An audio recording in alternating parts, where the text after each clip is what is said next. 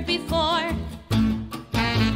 Graphically novel, but the same old trouble. Villains always knocking at the door. Pretty pictures on the page, but nothing ever stays the same.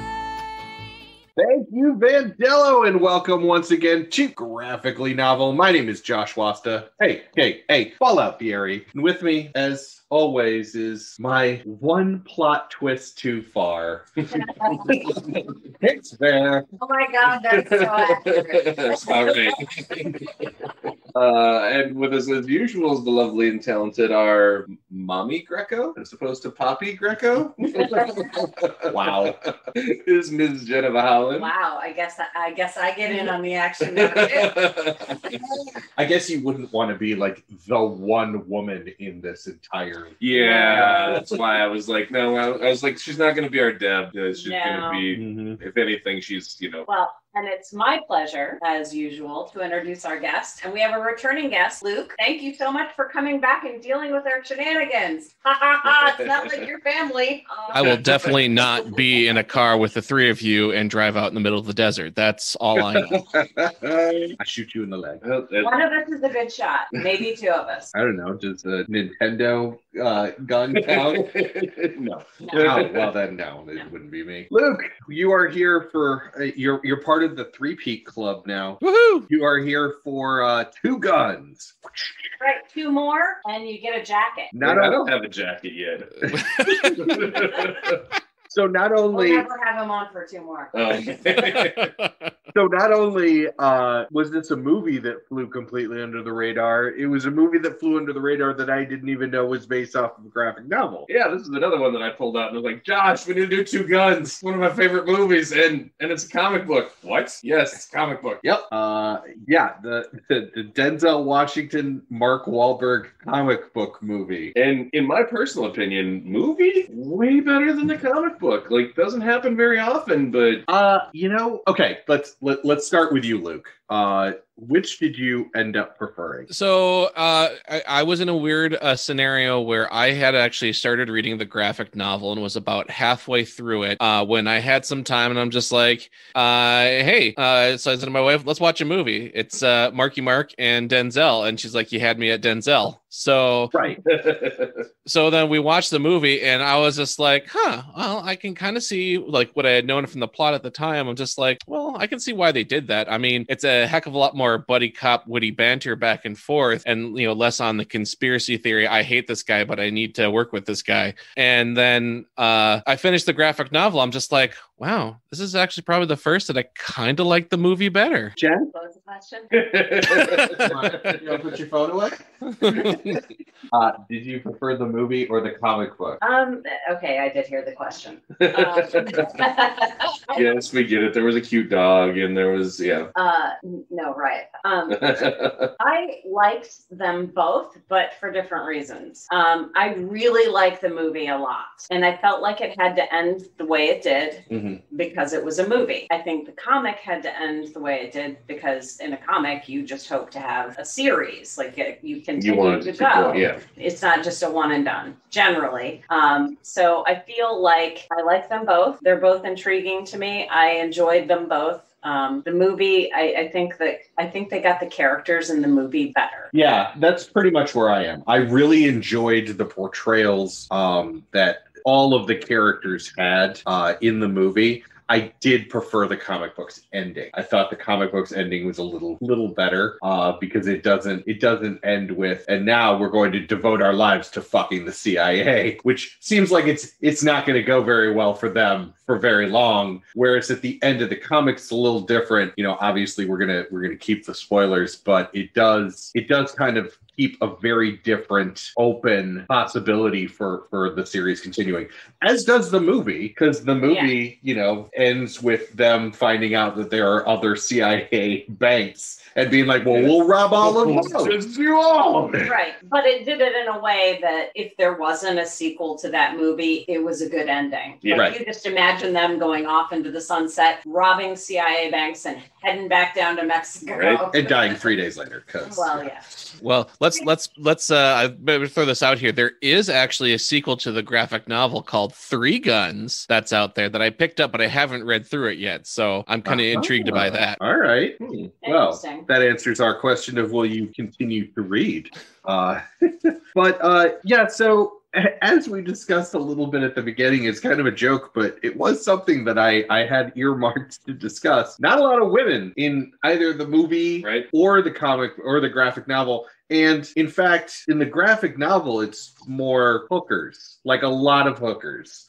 Yeah, that's really the only time you see them is when they're in Mexico and Poppy Greco is like, yeah, get him some women. Like, really? Well, every time that Manny is in, like, there's a woman with him, or there's a, he's somehow, but yeah, it just seemed weird. It always seems weird to me. And again, there's an extra plot twist element in the graphic novel that I can see why they left out of the movie, but it basically ties everything to the one woman that's in the comic, and I'm not sure how I feel about that. If you're only going to have one woman in the comic and she is the one woman that is the go-between between like every character, but you're not going to in this world apparently have any other women anywhere. Like, there was a waitress, and I think that's about it. Yeah, there was a waitress. I keep forgetting there was a waitress. But yeah, it just seems weird. It seemed like a very women do not exist except, and even Deb was a sexual object. Yeah. I think that's a big carryover from like the 80s and 90s action movies that we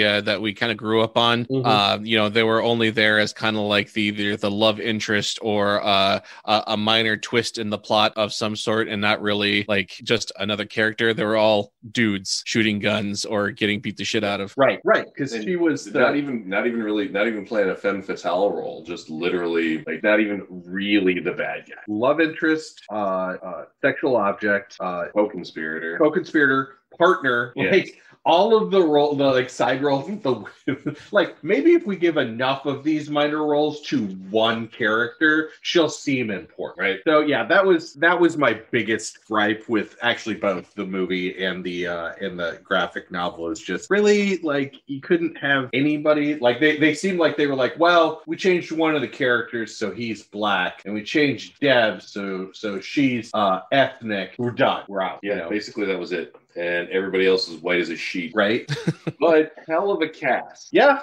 I mean, I'll give you. It was a hell of a cast. They did a great job. I mean, I loved the banter. Edward James Olmos, yeah, Bill Paxton, James Marsden, if you really wanted to see Cyclops floating around without a visor on. Still a dick, though. Right? Still a dick. Fred Ward, Patrick Fischler. Like, there's a ton of awesome actors in this movie. There is. All dudes. Yeah. But yeah, I mean, I hadn't seen this before you recommended it for the show. This is definitely one of those action movies that I'll pop on. Like, now that I've seen it, it would be a great background. It's great background. Oh yeah. Yeah. Well, and this is prime Mark Wahlberg being Mark Wahlberg. Yeah. And Denzel Washington being Denzel Washington. Yeah. And the entertaining thing is that you have, normally if you have Mark Wahlberg and you have Denzel Washington, you think, I'm going to watch a Mark Wahlberg movie, or I'm going to watch a Denzel Washington movie. And the other one just happens to be... the other one's just there. And they actually really blended those two really well together. Yeah, well, after we watched this, I tried to get you guys to watch The Big Hit, and that was not... It was terrible. It was so bad. So bad. I love that movie. I mean, and that's just the example of a cheesy... I just wanted to strangle people. Like, I'm watching this movie, and I'm just like, I would just be punching... So without even going into the plot of this movie, if you are not a fan of, like, if it makes you physically uncomfortable when people make bad decisions, like obviously make bad decisions in their lives in a show or a movie, do not watch The Big Hit, because that is all it is. Yeah, like Jen and I were just like, Josh got up to use the bathroom, and I was looked over at Jen. I'm like, where's the remote? I'm like, can we shut this off? Where's the remote? We did get far enough for you all to see Avery Brooks go. That was pretty amazing. Avery Brooks in that movie is one of the highlights. Also, Lou Diamond, who just is always a delight to me, especially when he's in a somewhat when he's being role. a slime ball. Yes. Yeah. Well, he's really good at that. That's pretty much the Lou Diamond Phillips role. So. Well, okay.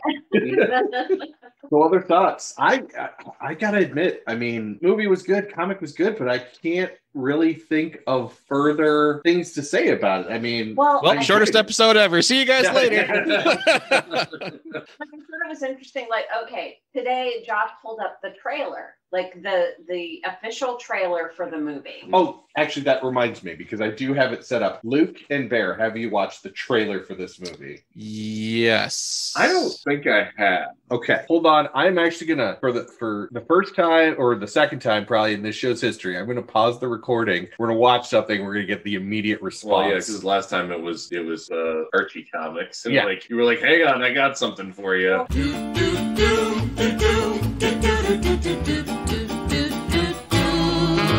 All right, we are back resuming recording. So, Bear. And I am reminded about just how many fucking action scenes are in this movie. Yeah. Like, pretty much every other scene is an action scene. It's also not a trailer. That is a synopsis. Yeah. Oh, definitely. If you're gonna watch this movie, don't see the trailer right before because you just watched the movie. You just watched the movie in 3 minutes. There was nothing really surprising. Well, other than Mark Wahlberg saying, "Those are my people. We have a code," to a black DEA agent. Right? Yeah. Although they did, that did remind me though, they beefed up Mark Wahlberg a lot to be this like ultimate like sharpshooter. I can hit anything at any time. That really was not in the comic. No, I mean I disagree. There was parts in the comic where they talked about that. Where he's a good shot. Well, I mean, he never misses, but Right. they don't necessarily like go into like a record where he's like Billy Badass, can bullseye womp rats, in his T-63, T-65. But they do say that he was like specially trained, right, in the comic, and that's why his commanding officer, whose name I'm forgetting now. Quince. No, that's not. No, Quince is his commanding officer in the movie. Yeah. There are two different characters in the comic. Yeah, that's true. Because again, another level of plot twist that we need to go through. But spoilers. It's different. Yeah, I know. It's a lot different. And actually, I did prefer that. It made much more sense to me. Yeah. There are added layers in the comic that I did appreciate. Yeah. In the movie, we'll just say that not only are there not very many women characters, they don't make good decisions. Nobody. And they don't have, but they also don't have... I beg to differ. Maggie made plenty of good decisions. She got all those people out of the restaurant. True. She just got everybody up and out in an orderly fashion. One character. Maggie the waitress is actually the hero of this movie and graphic novel. Yes. Well, she was Molly in the graphic novel. That's true. I don't know why I remembered that. But yeah, I'm glad you brought the trailer thing up because we got done watching the trailer this morning. Stupid, ridiculous. Yeah, was that a trailer that was made after it went on video just to like try and get more people to watch it? And Josh was like, "Nope, that was the theatrical trailer." And I'm like, "That is the dumbest shit I have ever seen in my life." Not only was that the release theatrical trailer, that was the international. So they ruined that movie for the world. Now, to be fair, I had watched the trailer before I went and saw the movie, read the comic book, but I had watched the trailer like the same day or the day after you guys signed me on for doing this episode. And then it was like maybe a few weeks or a month afterwards. So honest, as we can already tell, the trailer is kind of forgettable as we go into it, and we're just like, "Oh, this is cool." As we watch the movie and read the graphic novel. So while impressive shows the entire movie, it's also forgettable. Right. Yeah. Well, and it is too bad. It kind of tells me that the money behind that movie didn't see it as being successful. And so they gave up the whole plot. Yeah, they gave the whole plot. And the problem is, I feel like they gave up like the major highlights of the plot, but the movie was actually quite good. Yeah. And that trailer makes it seem like it's just like a comedy rather than an action movie, even though there are a lot of action scenes in that trailer. And it is funny as hell, and it is one of the most quotable movies I have ever seen. But I feel like they kind of did themselves a disservice with that trailer. Yeah, it would have been like if the trailer for The Sixth Sense was like, come see Bruce Willis be dead the entire time. Right. Like, Right. Dude, I haven't seen it yet. oh, that's way too fucking bad. That is a 23-year-old movie, my friend. Yeah.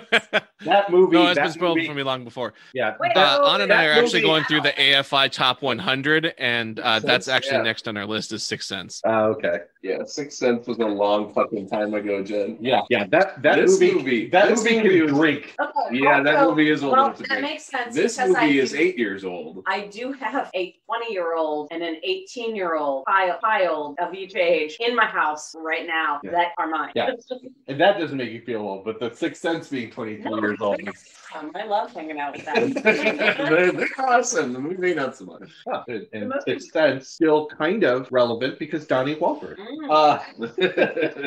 who is married to Jenny McCarthy, because people make bad decisions. Well, it just reminds me of, watching the Masked Singer and how half the reason I watch The Masked Singer is just to make fun of Jenny McCarthy. Yep. Shut up, Jenny. Get a vax.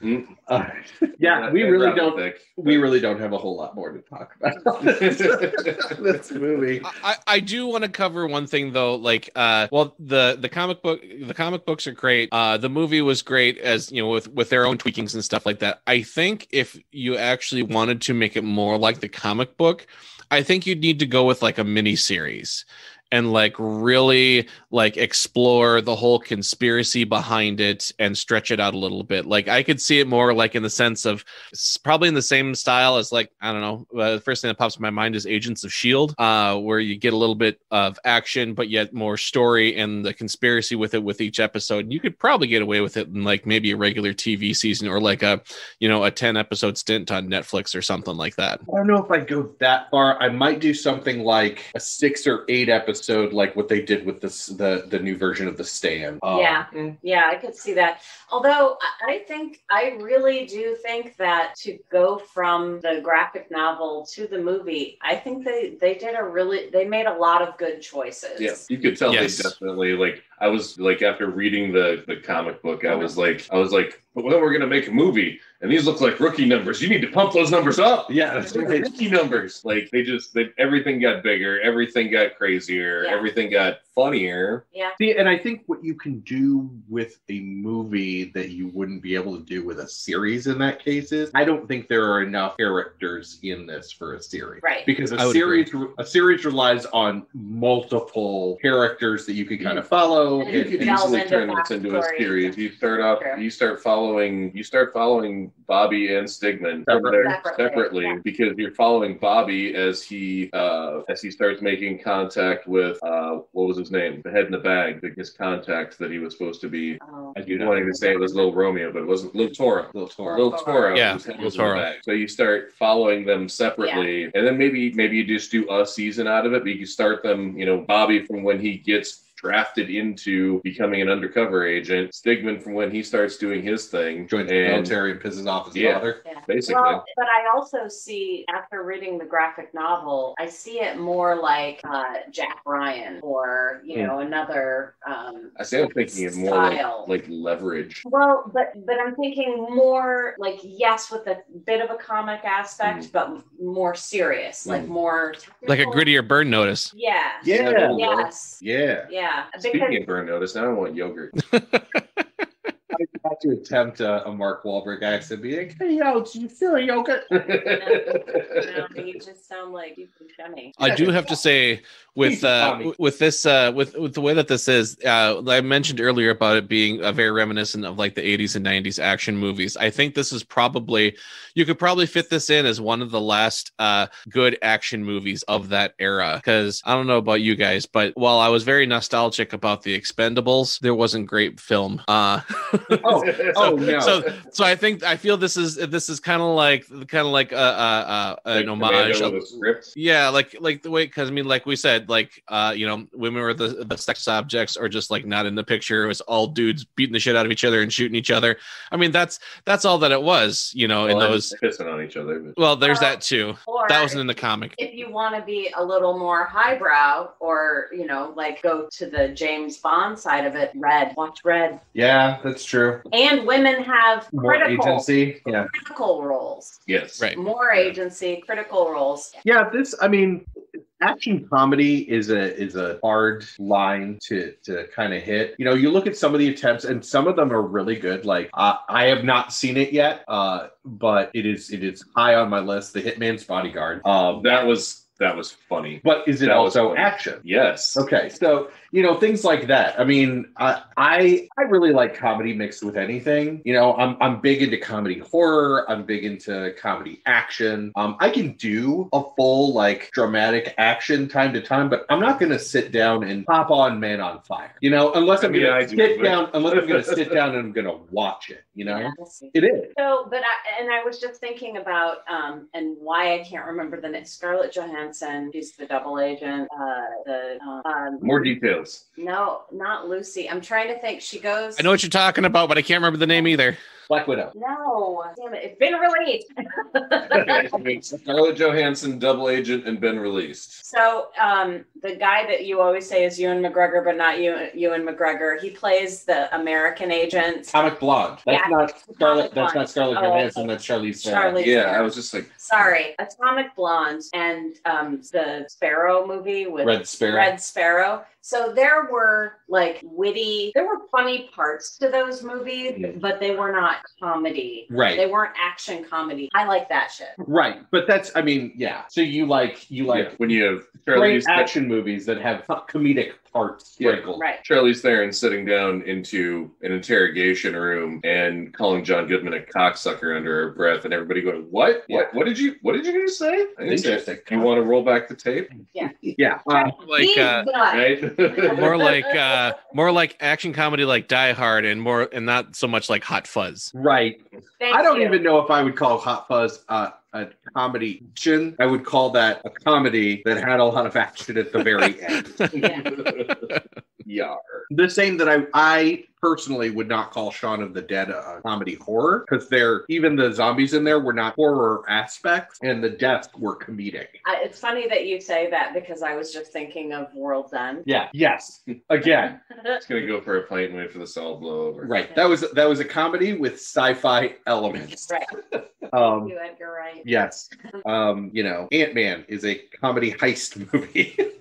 Right. Well, and that's why when you said Leverage and then Burn Notice, I feel like that's fairly accurate, even though one of them, I feel like Burn Notice tried to lean a little heavier on the comedy aspect. In the beginning, yeah. As they got further into the series, they were more drama, more action, and it's just no, go back to the comedy. You were doing better with the comedy, right? Because at the beginning of Burn Notice, all three of the main characters were comedic in different ways. Yeah. And then as you kept going, Michael dropped being comedic, and then you just had Bruce Campbell and the Irish chick who lost her Irish accent for some reason. Right. Yeah, second season. Right. No, you mean the woman who everyone was terrified that she was anorexic because Jesus Christ. Yeah. But then she, starting the second season, started to be less comedic as well. Mm-hmm. And then basically all of the comedic just fell on Bruce Campbell, which is not a bad decision, mind you.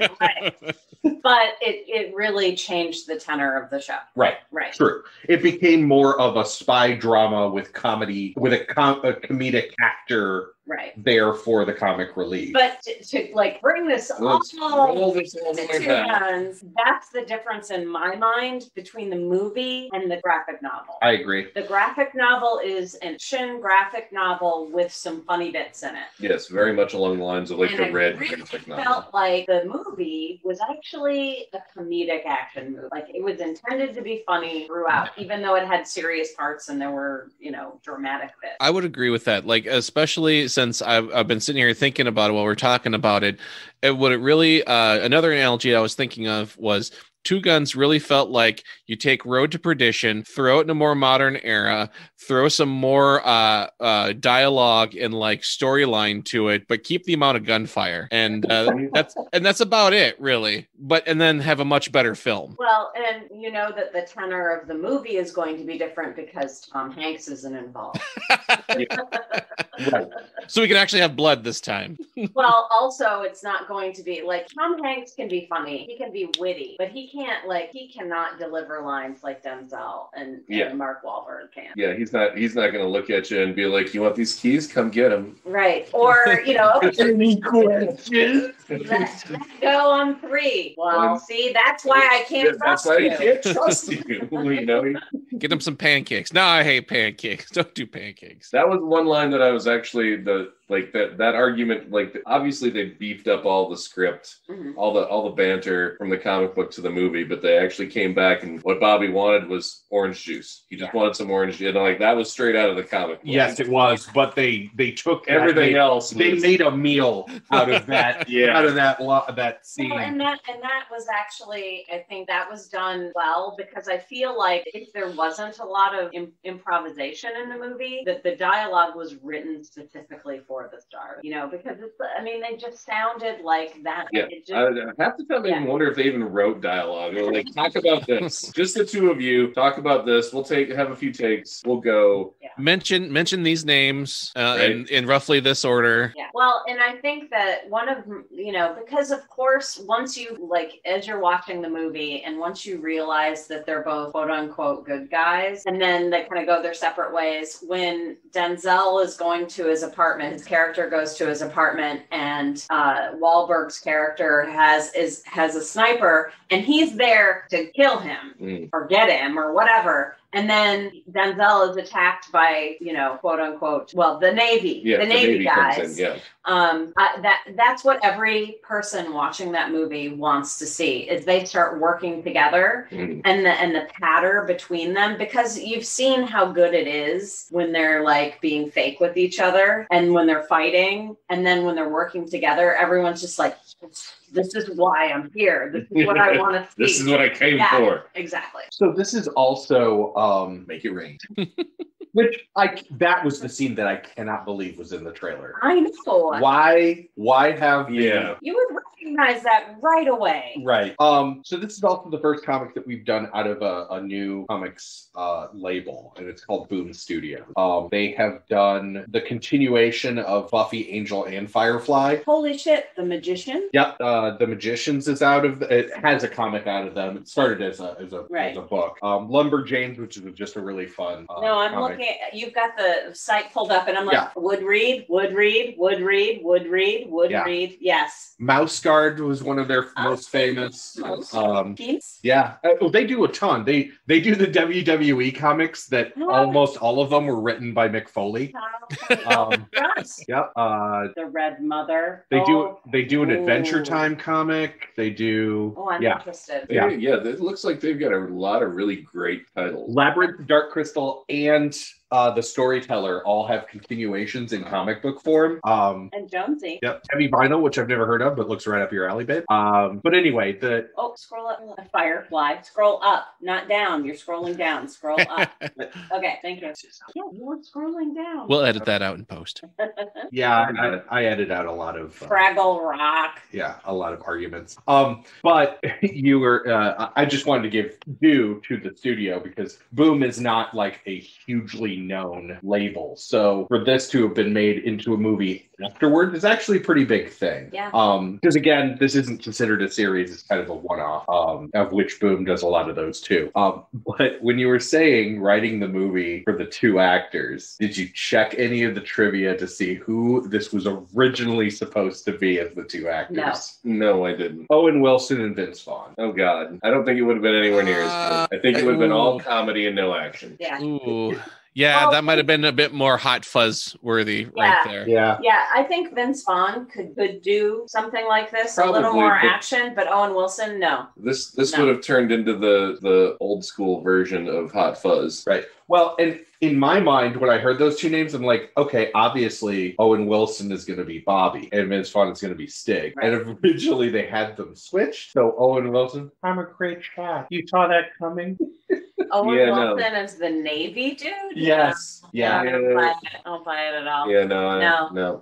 This was much better. Yeah. So yeah, as Luke has mentioned, there's another comic for this. I did not know that going into it. Bear, you track that down? I think I would definitely check it out. Knowing that there's a third comic, knowing that second comic. Sorry, it went Three Guns. Three Guns. Third comic. Yeah. No, you're trying to tell me that there isn't a one gun out there? But yeah, no, I think I'd check it out. Plus, like we were just saying, I'd check out a bunch of other stuff from Boom because it looks like they've got a bunch of really cool titles in there. Yeah, absolutely. Jen, will you continue reading this comic? I'm curious. Yeah, I'll check it out. All right, it's added to the list. I think as well. I'll check it out. Something important to know is that Boom Comics, it is hard to find them digitally. Comixology is starting to get more of their stuff, but I was actually not able to find and get a digital copy of this. We had to find this weird website that had all of it on one page. You just kept scrolling down. And it was fine Because the physical copy was with Bear, so You guys didn't buy it from the mothership? the mothership. That's what Jen calls Amazon. No, well, I bought the physical book Ah. from Amazon. I was looking for I didn't want to pay full price twice. And usually Comixology I can find things for like $5. I'll pick it up. But I do take a point of pride on I own a physical copy of every book we have reviewed for this show. So although Jen is telling me I can't keep doing that because we're gonna run out of room. We got like 6 dozen more items on the master list. Right? Yeah, we just have like 76 and then things keep showing up. I just added Jupiter's Legacy onto our list. I just added Jupiter's Legacy so good. I just we'll added- talk about that in a different episode. Just added MODOK. What else is coming out? There's a bunch of stuff that I've just added because lots of stuff's coming out. I'm looking forward to What If. I'd love to do a What If episode. Anyway, Luke, thank you so much for coming out. And another short episode. It's not that short. We've been recording for like 45 minutes minus the 3 minutes for the trailer. So It's just, there's not really a lot to talk about. It's that's super thought-provoking. Actually, that's good because you're on short episodes. You don't get a jacket after 5. Well, not until Bear gets his. Yeah, he was going to say you better not get a jacket until I get oh my god. I was just going to go to Goodwill and get him a jacket. You didn't say it was a It had branded to be jacket branded. or the correct brand. Sharpies. Plus, it'll be worth more. It'll be signed by the people who did the show. I'll draw the logo. I'll have Meredith draw the logo on the jacket, and then we'll all sign it. Oh my god. So as I look up, Luke, thank you so much again. We will have you back. We'll see about your jacket. For something of substance, maybe. Right. So as this season we are kind of going with our brand new sister show, Rhett Conversation. Tune in next week when the finale of Rhett Conversations will happen, and that will be Civil War II. If you listen to our very first episode of Rhett Conversations, we did it with Mike Tomczak. He was very emotive and very he's not a comic book person, so there was a lot of what the fuck. Well, we're bringing him back for the end to bookend. Richard Boogaloo. To bookend, yes, our first season of 10 episodes. So yeah, please check that out. And then in 2 weeks, we will have, speaking of three-peat, we will have Jason Taylor back, and we will be doing Snowpiercer. Oh my god. Which, great comic, great show. Oh. Need to watch the movie still. No, we did. We need to finish watching the movie. Yes, We true. started watching the movie. And until then, take it away, Vandello.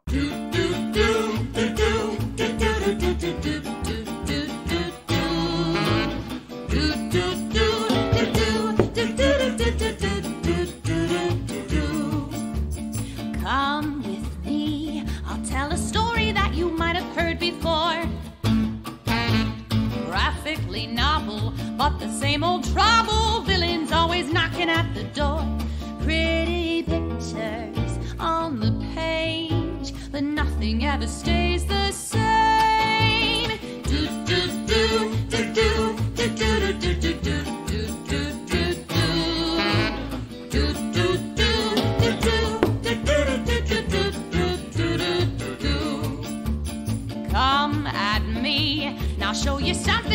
they've never seen before. Right or wrong, oh can't we all just get along? My mask is no different than yours. Pretty pictures on the screen, but nothing's ever as it